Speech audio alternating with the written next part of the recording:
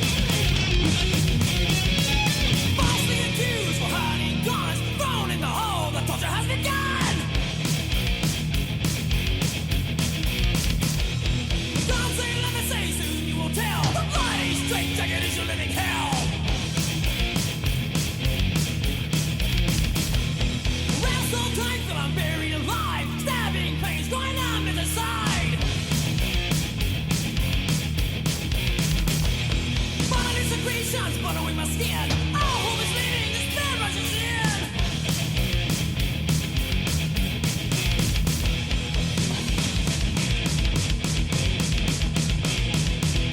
I will Escape from pain. I will Escape from pain.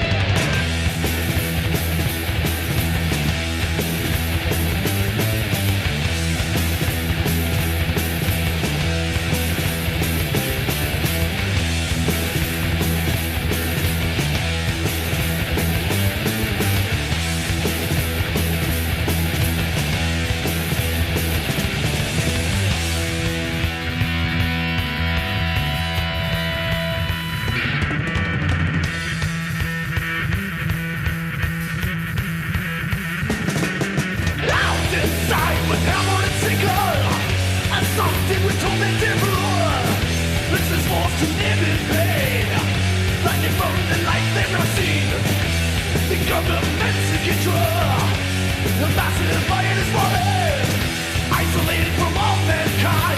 Single shadow burning their minds. The Iron Curtain.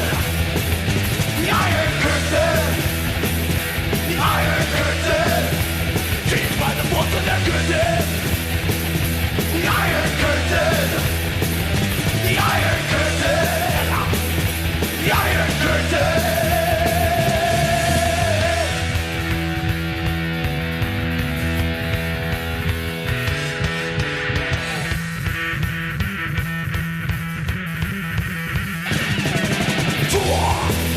Captain, dragged down by cold chains, light fades, darkness invades the dungeon of doom.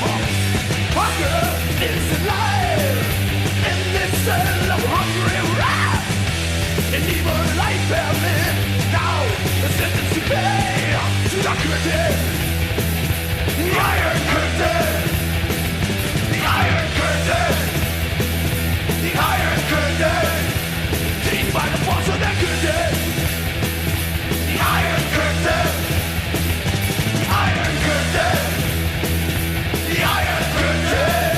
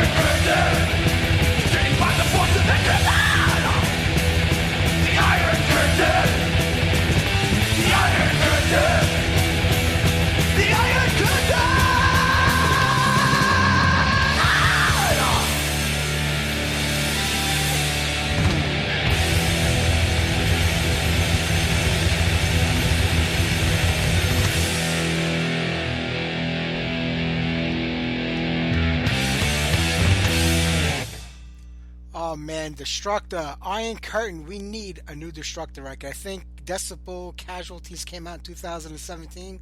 That was the last music we got by the band. I'm trying to remember the name of the group that Dave Overkill has. Vocal Devils. They're more in the hard. They are a metal band, more hard rock than metal, I would say, but they're really good. He put out a great record with them a few years back too. So we definitely need some more Destructor. You can never have enough Destructor in your life. And before that, Intruder with Escape from the Pain. All right, we're going to give Kevin a call in about 15 minutes or so.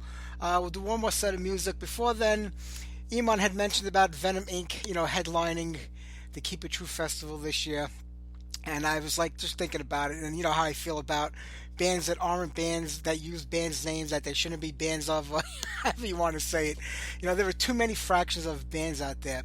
I love Venom Inc.'s music, the original music that they put out. They should have kept the name Empire of Evil and played under that. I get it, it was Mantis and Tony, two guys that were in Venom, even though Tony was in the second version of Venom. He wasn't one of the original guys. Then they brought Abaddon in on drums, so they figured they had two original members and Tony, who came in to replace Kronos. And, they go out under the Venom Inc. name. I didn't like when they did it then.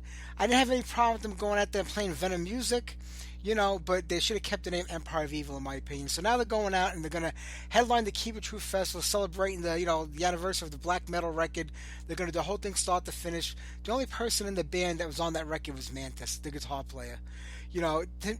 That shouldn't be happening to me. This seems to be going on more and more, and I just hate the fact that there were so many fractions of different, one band that had a member. Some bands have members that aren't even members of the original lineup or the classic lineup. They were guys that came into the band 20 years later, like in Riot. With Mike Flynn, he wasn't in the classic lineup of Riot. He came into the band later on when Riot really was kind of irrelevant in the music scene. If that's even possible. I'm just saying they weren't at their peak and they weren't as popular as they were in their heyday when Rhett was singing with the band and stuff like that. Now I see that Riot, when he died and Mike took over the band, he made it Riot 5, with the V in name. Now I'm looking at all these flyers for upcoming shows, and the V is slowly disappearing, and it's just Riot again. So now you have that Riot. You have Riot Act, which has one of the guitar players who played on the classic albums, but he wasn't even an original member of the band. So you got two versions of Riot out there. This is just ridiculous, in my opinion. I know I talk about it every week because it bothers me. It dilutes, all the great music that these original lineups created, in my opinion. And I hate having that. And even Mantis said in an interview that, he would love to get that classic lineup of the band, but you can do it, all three live. I mean, things couldn't have been that bad between you that you can't just say, hey, let's go out and tour and, do the black metal record, do Welcome to Hell, those 3-4 records, that they put out together as that classic lineup. It can happen, and it should happen. I mean, that's what I would go see. I would get on a plane and fly over to Europe if the three original members of Venom were playing together again on a show. Just like I said earlier about Merciful Fate. I mean, I hope it happens. I doubt it, but, it would be an amazing thing to see. So, Venom Inc., nah, not for me. And I loved it because Tony Dolan was promoting this, and somebody says, Tony, I love you and all, but this is not Venom to me, and he said to each his own, and Tony's a gracious guy, and he's a good guy. And we've had him on the show a lot of times before, especially talking about Adam Kraft and those Venom days, but it's true. I mean, it's not that version of Venom, and it shouldn't be out there playing, black metal. Go out and do the Primeval record. That's the album that had Mantis and Tony Dolan on there. Go and do that, but they won't do it. It's just the way it is. All right, enough about that. And John brought to my attention last week, Scott Rockefeller, reared his head up to complain about, Queensryche. And it's funny because last week I was ranting and raving about Tyler Torrey kind of taking over the band. He became like the spokesperson for the band. I know he's the lead singer. I get that, and they're up front and on stage, you kind of command the show. But he's doing a lot of talking in the press like he's like, a founding member of the band. And he's not. And Queensryche said and Scott Rockefeller says something like, he was a hired hand. I don't remember the exact word he used, or he was a subcontractor. He called him a subcontractor for the band. And he went into Jeff Tate a little bit because Jeff was talking about his personal stuff like that. But Scott disappeared about 6 years ago from the band. Nobody heard hide or hair of that guy for all these years. So he's starting to talk again now. I guess maybe there'll be a version of his Queensryche out there. So you have Jeff Tate going out as Jeff Tate's Queensryche, Queensryche going out as Queensryche. You might have Scott Rockefeller's Queensryche. Who the hell knows? I mean, 3 versions of the same band. It's getting like LA Guns. It's just getting stupid, in my opinion. Very dumb. All right, let's get back to the music, and we will talk to Kevin right after a couple of songs. How about we do a little Slayer?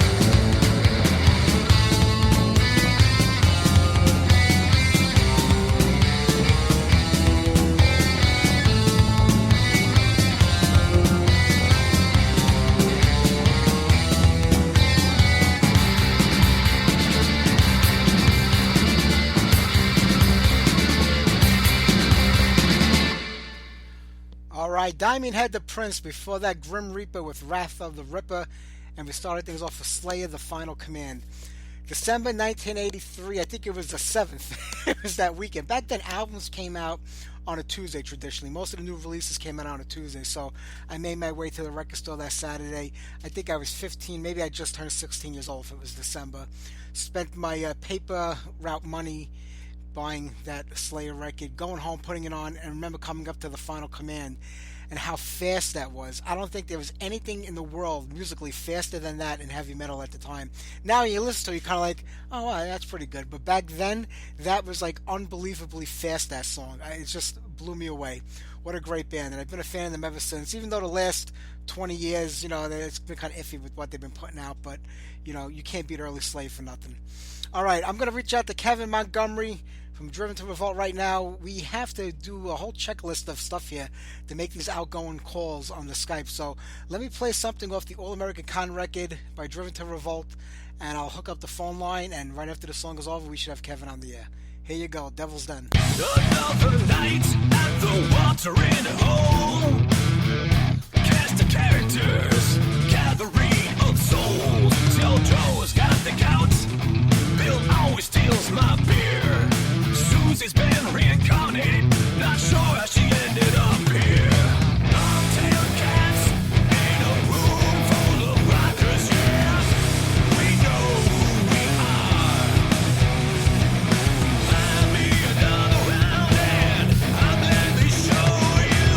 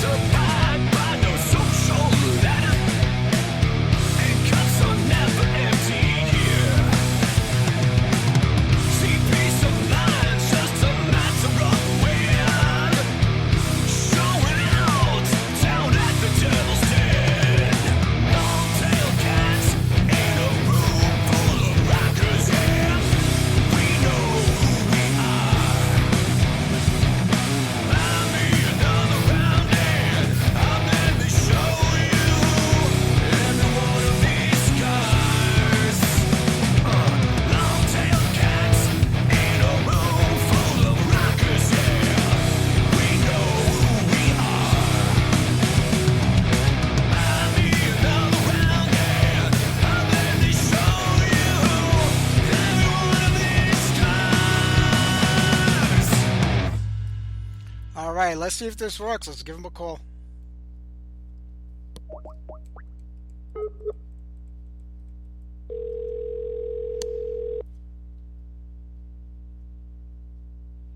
Hello. Kev, it's Mike. How are you, buddy? Mike, man, it's so great to hear your voice. I'm doing great. How are you doing, brother? I'm doing fantastic, man. It's been a long time, probably 10 years since we last spoke. You were on the show. It is so crazy. Time has flown, especially over the past 2 years. It's all just a blur, man. I know. I know. I'm hoping that you're coming through and everything is okay. You're the first live interview since going back on the air. I think it's working, so we'll just keep going with it. Yeah, it sounds good to me. Loud and clear. Well, listen, Driven to Revolt, I mean, we'll go back to the early bands in a minute. This group kind of got started right at the beginning of the pandemic, maybe a little before then. Considering that you live in Florida, maybe there really wasn't even a pandemic because you guys just didn't care about it anyway out there. That's the truth. So how did this all come about? Yeah, no, the cool thing was I was working with my buddy Ozzy, and we had a band called Ancestros Chord. And it was kind of like, we had a band back in the day that you were totally supported, and much gratitude to you for supporting the band Pseudocidal that I was in. But our guitar player ended up moving to Texas. So we kind of rebooted and created something new.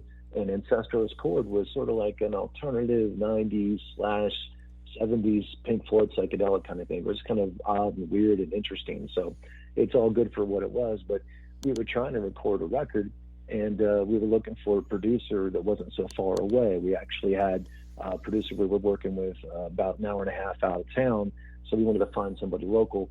I went on a musicians group here locally, a little website page, and found Rick Price, who is an amazing guitar player and producer.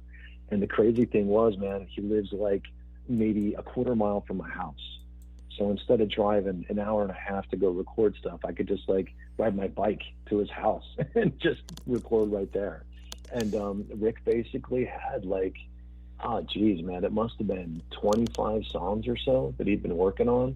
And when we got together and started chatting and stuff, he's like, look, I'm happy to record Ancestros Chords EP.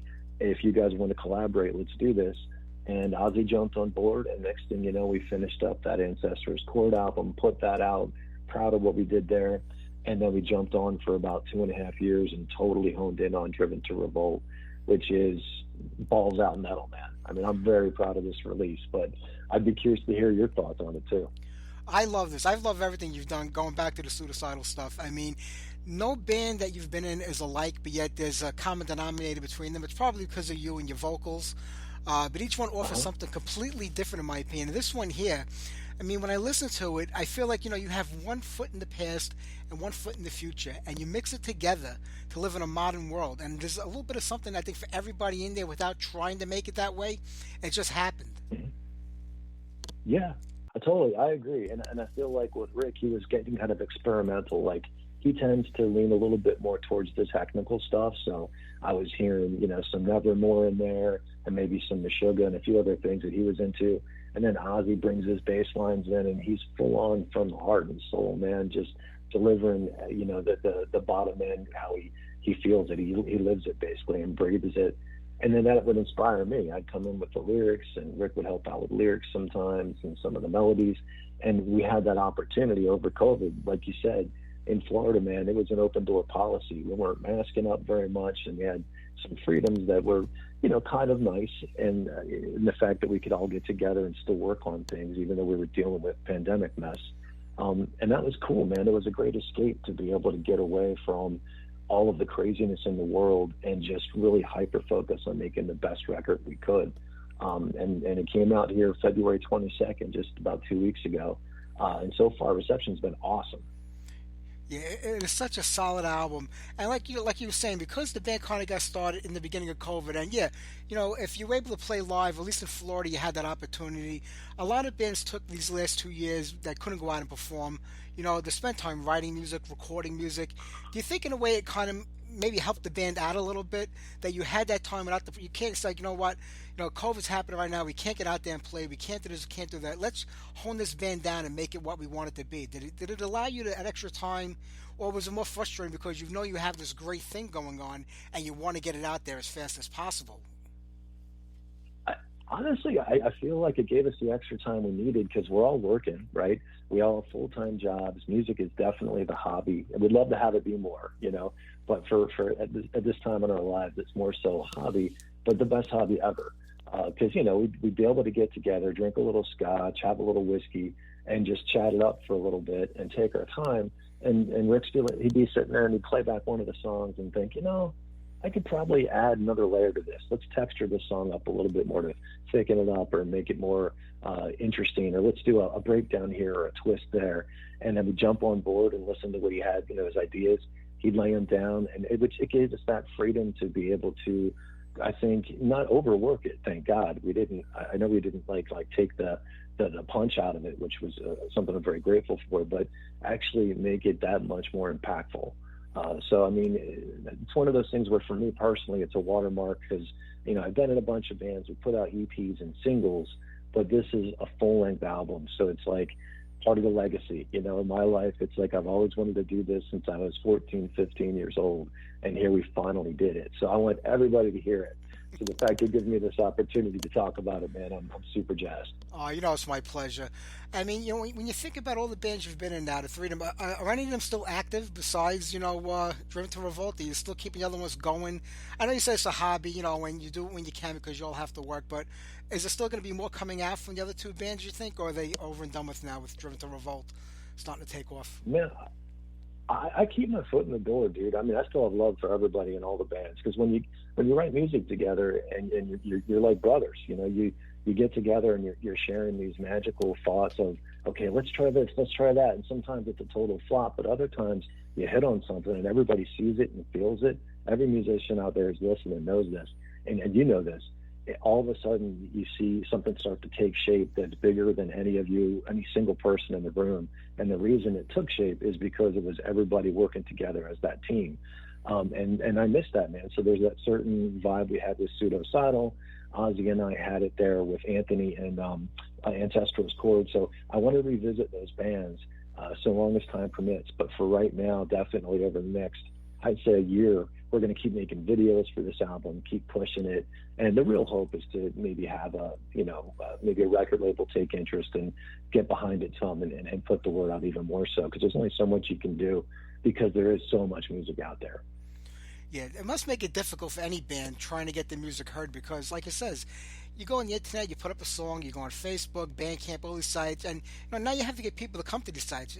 As easy as the internet makes it for a band to put their music out there, you have to get people to go to those sites to find your band. There's a lot of bands to go through. So, I mean, what do you do as a musician and as a person in a band who wants to get that band's music out there? I mean, do you try to do as many interviews as you can?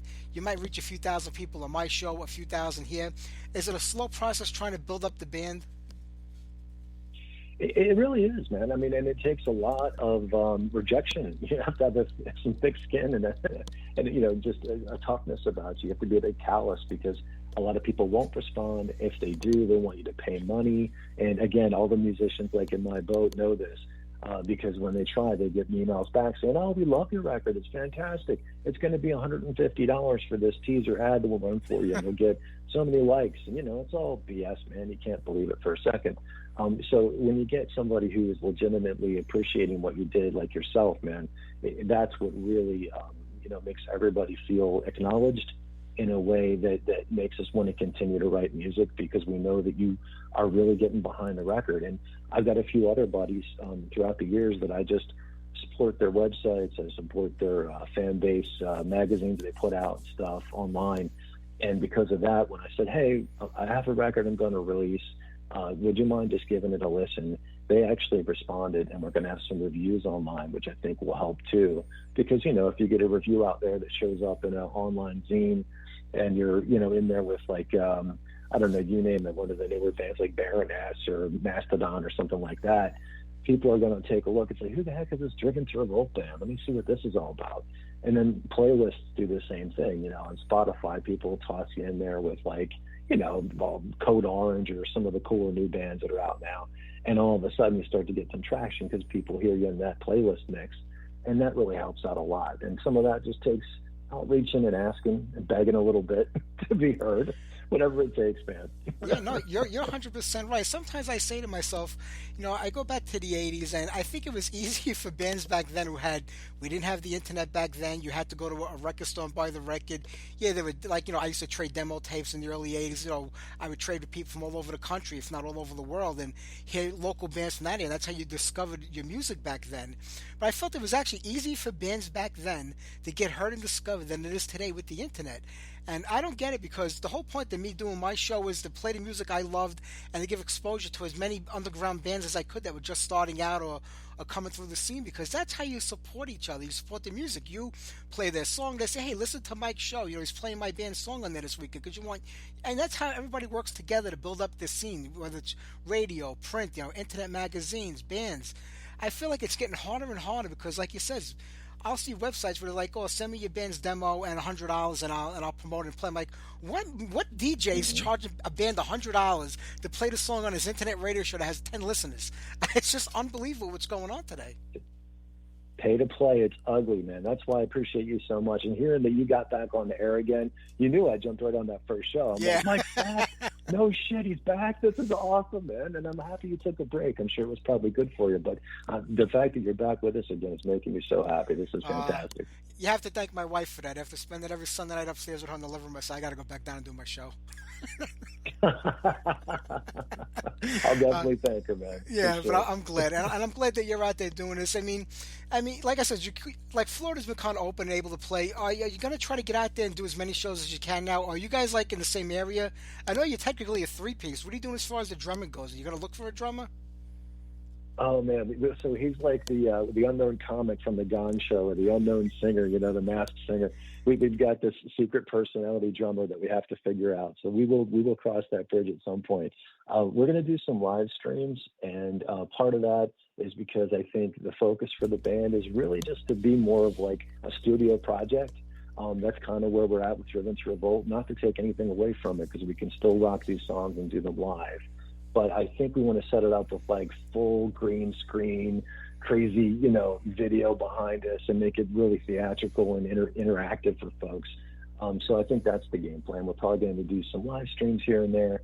Again, more videos. And then from there, if again the interest continues, we put out another record, definitely some singles. I see all that in our future for sure. Oh, that's going to be great. Kevin, going from like hearing Rick's, guitar bits and pieces that he was putting together when you guys, started this up, to hearing the final result. I mean, when in the process did you say, we have something going here? I mean, because when something's magical, when something clicks. It could be just that one song that you play or one part of a song. When did you feel like, this is it? We were meant to put this together and play. Was it one specific song or one incident? I think each one of the guys would probably have a different take on that question, but honestly, for me, I would say the third song on the record, or the second official song. I did like an intro thing, but the third song, if you look at the list, is called "No Love Lost." And Rick had me come over one day, and I think I had a crappy week at work, and I was just in a bad mindset. And he's like, "I need you to go deliver this song vocally, and just make sure that you give it everything you've got, man. I mean, I want to come over there. I'm going to slap you upside the head and have you deliver this with fury."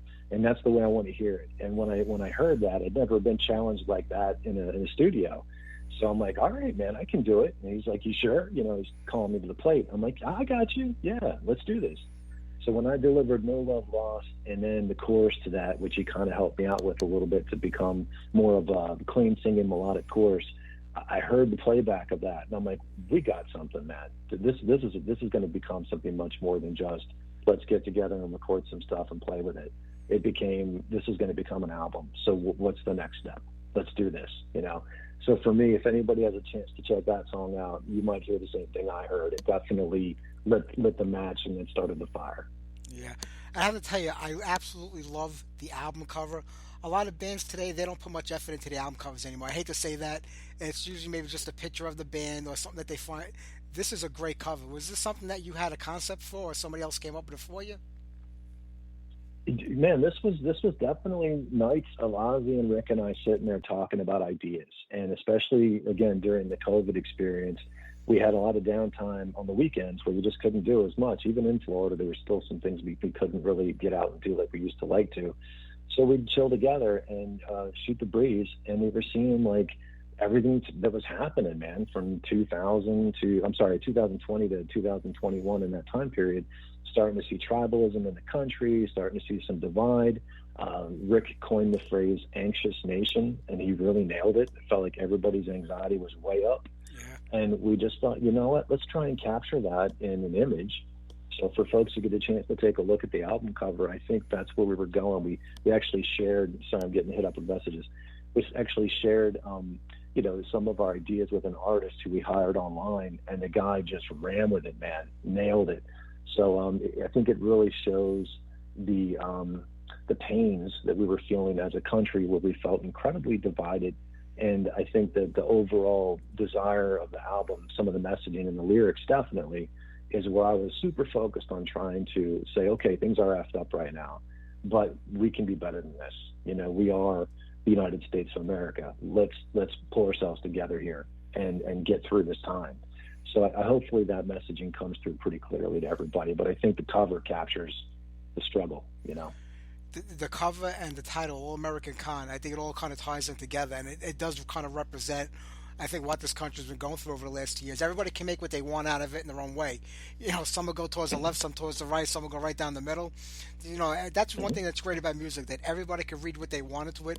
Somebody tell you, listen, I listened to that song of yours, and I couldn't believe this, and it made me feel like that. And you're like, well, that's not really what I wrote it about, but okay. But everybody reads their own thing into music, and I think in a way that's kind of great. It may not be what you wrote it about, but people see it and hear it one way compared to what you originally intended it to be. That's already happened a few times. We're like, did you mean that? They'll ask me, with those lyrics, is that what you were getting at? And I'm like, it's art, man. Interpret it any way you want. If it speaks to you, then that made my day. That's what I was looking to have happen. So, for me, that Driven to Revolt, the concept of the band is, personally, I think Rick really helped to shape this in my thinking when we were talking about naming the band this specific name. And he's like, why settle for mediocrity? Why should we just become couch potatoes right now in our lives and feel like we're being cornered? He goes, let's revolt. Let's pick a verb and take action and make a move and get our asses off the couch and do something, And I'm like, hell yeah, let's make a metal record. We did it. I mean, I always felt that you were one of the most original creative forces, going on out there, whether it goes back to, the suicidal stuff, the Ancestral Chord, or Driven to Revolt. I mean, as far as the band's names go, the songs, the lyrics, everything you come up with in a concept is always different than everything else going on, even though it feels like it's relevant to the time.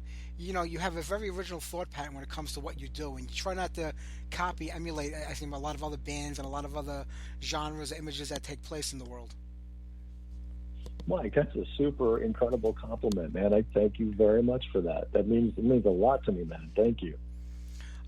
But it's the truth. I mean, think about what you've done musically. I mean, you didn't repeat yourself from band to band. You didn't copy. Of course, you're always going to be influenced by the music that you hear, and that's going to have an effect on what you put out. But, I mean, it's always been original stuff from day one to me, whether it's one of the three bands that I've known you from.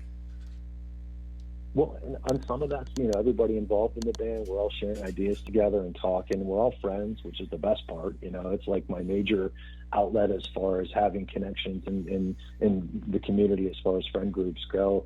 Everybody I play with, I definitely have a very strong, friendship with. And I mean, we just, we take notice of what's happening in the world. And I think my wife would probably be able to paraphrase this better than me because she's a true artist. But art reflects what's happening. Good art reflects what's happening in society. So I think that's what I was doing, and what we were all doing with each one of these bands. We were reflecting back, and you referenced this too, what was happening in the world at the time, in a new way, from a different lens. And I think that keeps it relevant and interesting, hopefully, to people who pay attention to it. True.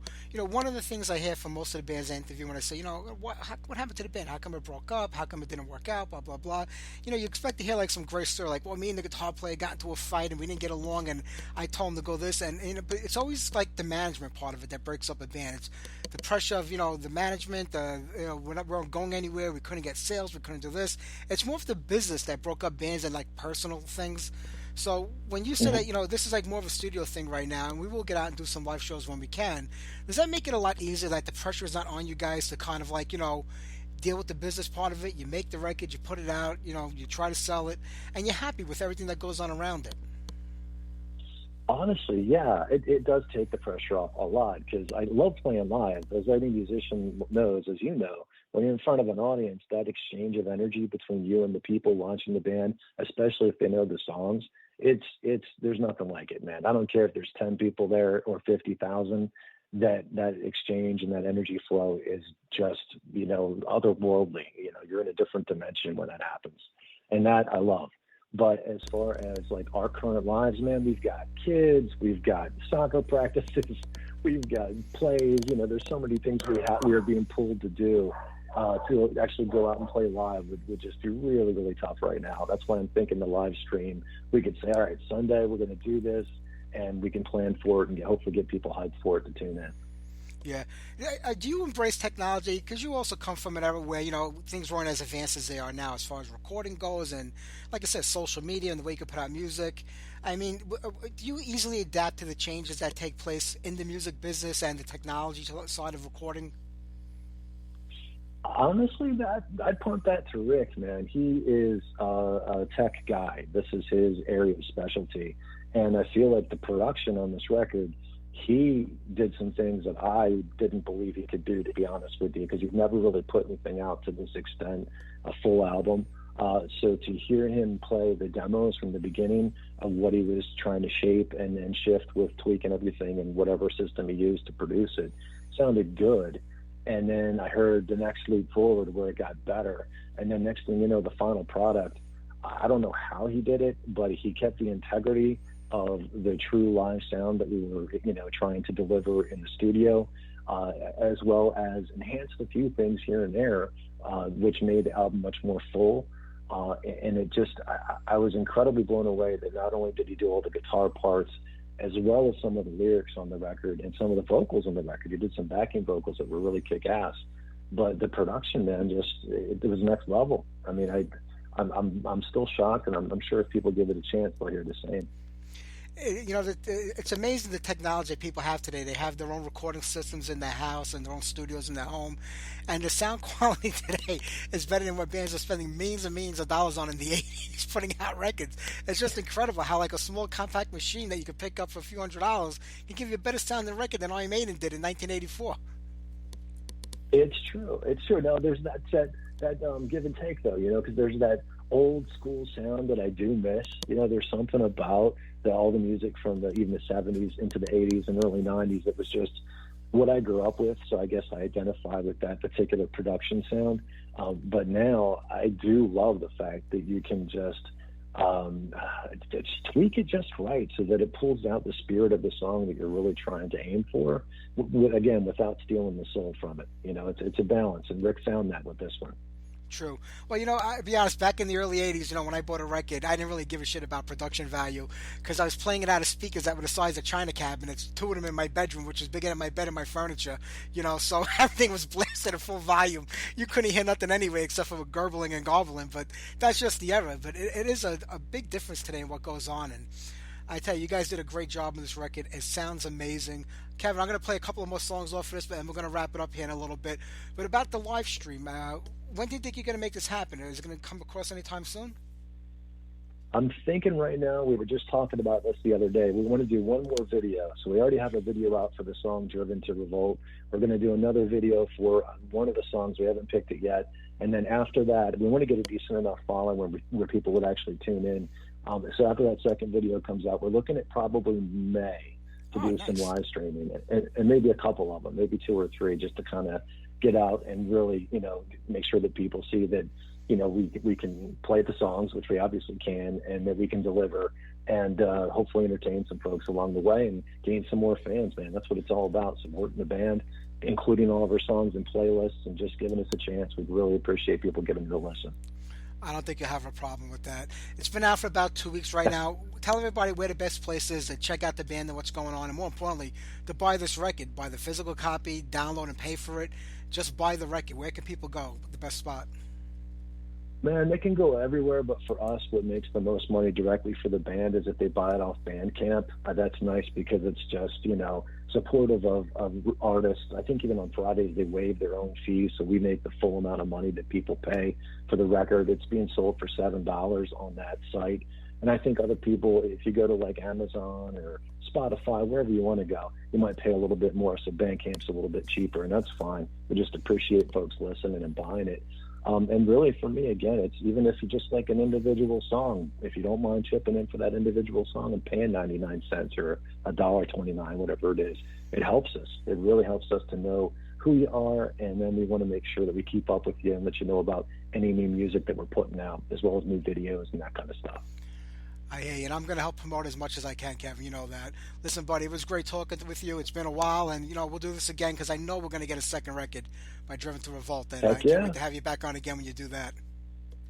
It's coming, Mike. Thank you so much for the support, brother. I can't tell you how much I appreciate it, dude. You got it, my friend. I'm going to get on Skull Game next. Hell yeah. All right, let's do it. All right, Kevin. Take care, my friend. Good talking to you. Bye-bye. You got it, bro. Take it easy.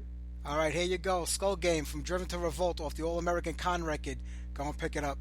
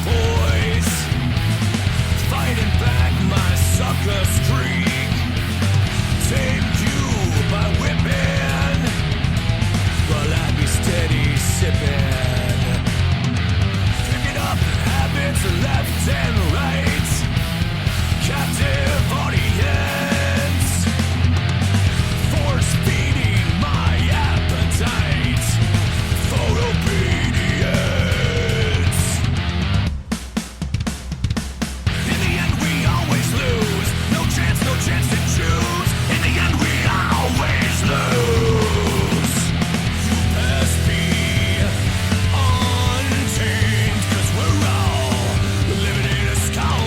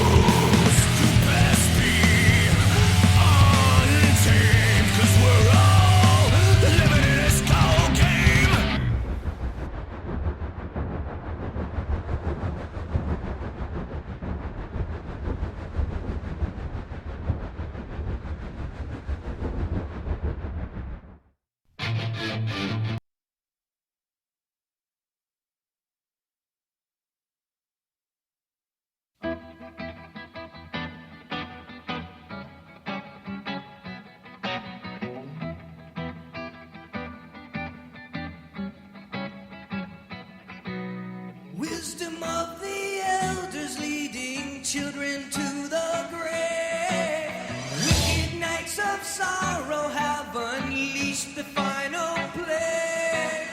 Almighty gods, guardians of time, extermination, tempting mankind. Feel no sadness, feel no pain. Take these shackles from my brain.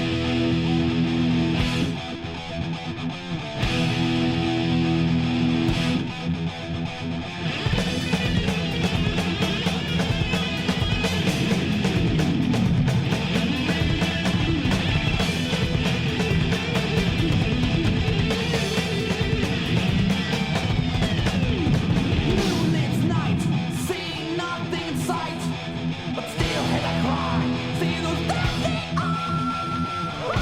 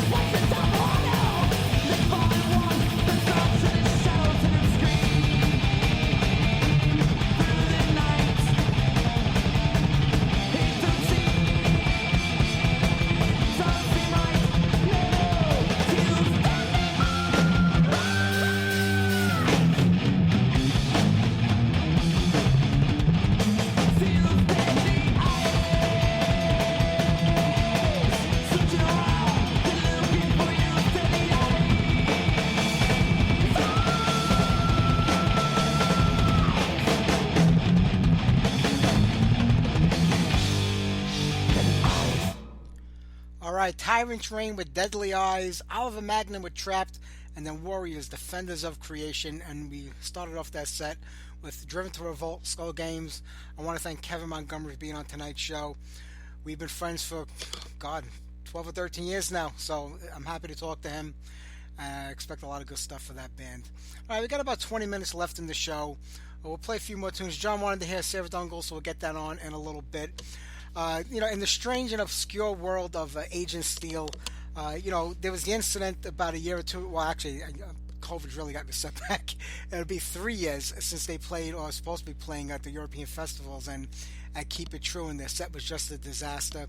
And the guitar player in the band at the time, I think his name was Nikolai Anastasian. Don't. My pronunciation is horrible on that, but guitar player Nikolai had quit the band after that. He was talking crap about the band on the internet. Then all of a sudden everything was deleted and he was back in the band again and singing their high holy praises. Now he's out of the band again, and now he's saying that he's being sued by the band. There's litigation going on. I don't get what's happening. He's claiming that, everybody knows that John Cyrus is a freaking lunatic. So if you didn't learn anything over the last 40 years of John Cyrus and you're going to play in a band with him, you have to expect that that's going to happen. He was saying that he threw a lot of tantrums, he had a nasty attitude, and that he's missing his royalties, and that, there was an agreement signed, he's not going to get his royalty payments. I don't know what kids today in bands think, or people like him. Do you really think you're going to be rolling in the dough, collecting royalties from like 100 albums that are sold by Agent Steel? By John Cyrus's Agent Steel? How much money do you think you're going to make or get off of that? There's little to no money, even for the main people in these bands. Never mind you. So now he can't talk because if you go to his Facebook page, there's like a 10-page article about what he's talking about on there, but you kind of get what you deserve. I mean, you went into the band, you left the band, you went back again, you quit. It's like that Bob Daisley syndrome. No matter how many times you get slapped, you keep going back for the same shit. I used to always feel bad for Bob Daisley when you hear like how him and Lee Kersey got screwed by Sharon and Ozzy on those records, and it killed me when they took off their bass and drums and redid them. They were treated like shit financially, but Bob Daisley kept going back. When you read Bob Daisley's book, he's like, after all that happened, he went back for Bark at the Moon, he went back for Shot in the Dark, he went back for the record after that, he kept collaborating with them. I'm sure he must have gotten paid something for that, but don't bitch about it when you keep getting smacked in the face and going back to the same person that smacked you. And that's sort of this whole Agent Steel thing over there. I just don't get it, Nobody cares about Agent Steel anymore. They're irrelevant. You have a lot of the people from Europe that still get into this shit, but they've been a joke. That last album that came out was horrible. Now they're with another management company and they're going out on tour. How many tours have they gone on that they've never gone out on? How many records and songs have been released that have never been released or put out there? Agent Steel with John Cyrus is a joke. I'd rather have the Rick Mathiasen one with some of the other guys in the band. You know how I feel about, non-original members. I'd actually rather have had that than this shit, And plus, if you listen to the live tape, he can't sing anymore. He had a great voice early in the 80s, absolutely. He just doesn't have it anymore. So if you're looking for a little fodder to read, go over to the guitar player that used to be in the band's page, and you can read some pretty good stuff over there. All right, let's get on some Sarah Dungle for John. Then after that, we'll do a few more songs, and then we're going to wrap it up here tonight. Next week, my buddy Lee Payne from Clovenhoof is on the show. Time Assassin also comes out this week. We'll be playing a couple of songs off the new Clovenhoof record. If you like the last couple of records they've put out, you're going to absolutely love this one. But right now, here's some Clovenhoof. I'm sorry, Clovenhoof. Listen to me. Sarah Dungle.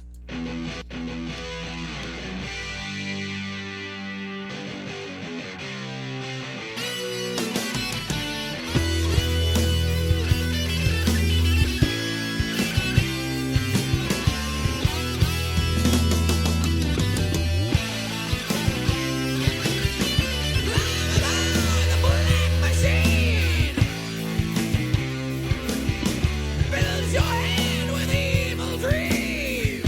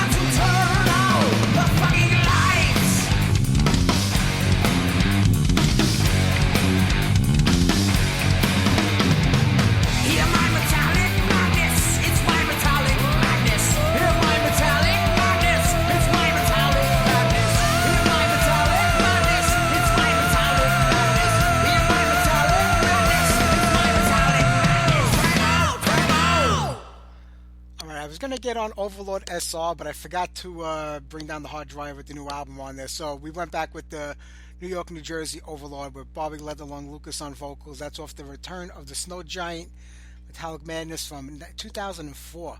I mean, nothing has come out of the band since then. They were together, they weren't together, you know, went back and forth. They got a new singer in 2017, put out a demo, and nothing in the last 5 or 6 years since then. So I don't know what's going on with that group. But next week we will get on the North Carolina Overlord. It's funny that they had to change their name, and they're more active than this Overlord, but that's just the way it goes.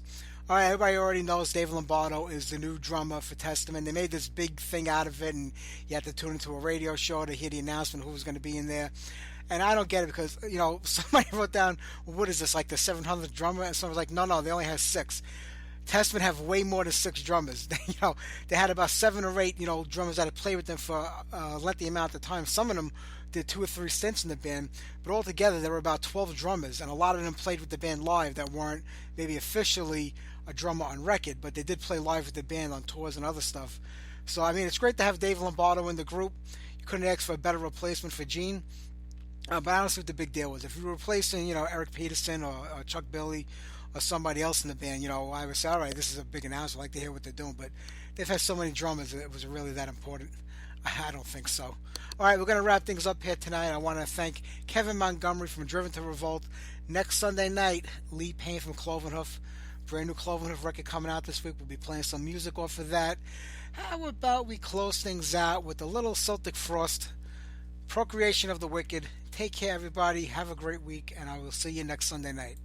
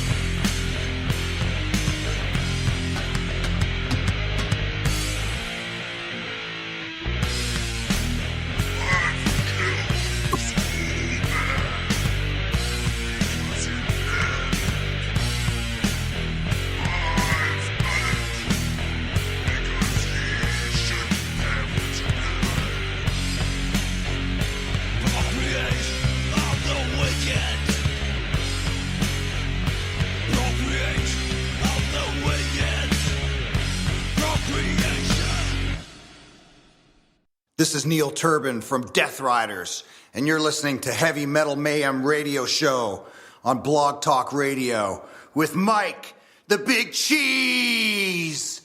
Don't forget to be fierce and stay thrashing and stay metal thrashing. Mike!